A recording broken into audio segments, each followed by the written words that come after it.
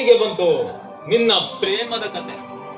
ಅಂತೂ ಅಣ್ಣ ತಂಗಿ ಇಬ್ಬರು ಸೇರಿ ನಮ್ಮ ಮನೆತನದ ಮರ್ಯಾದೆ ತೆಗೆಯಲು ಸಿದ್ಧರಾಗಿ ನಿಂತಿದ್ದೀರಾ ಅಲ್ಲವೇ? ಯಾಕಣ್ಣ ಈ ರೀತಿ ಮಾತಾಡ್ತಿದ್ಯಾ? ಅಂತ ತಪ್ಪು ನಾನೇನ್ ಮಾಡಿದ್ದೀನಿ? ಅದನ್ನ ನನ್ನ ಬಾಯಿಂದ ಬೇರೆ ಹೇಳಬೇಕೇನು? ನೀನೀಗ 3 ತಿಂಗಳ ಗರ್ಭಿಣಿ ತಾನೆ?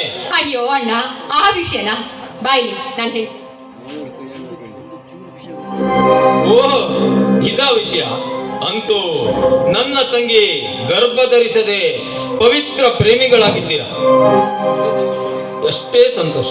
ಅಂತೂ ಅಣ್ಣ ಮಾಡಿದ ಅನಾಹುತಕ್ಕೆ ನಾನೊಂದು ರೀತಿ ನಾಟಕವಾಡಿದರೆ ನೀನೊಂದು ರೀತಿ ನಾಟಕವಾಡಿರುವೆ ಎಂದ ಹಾಗಾಯ್ತು.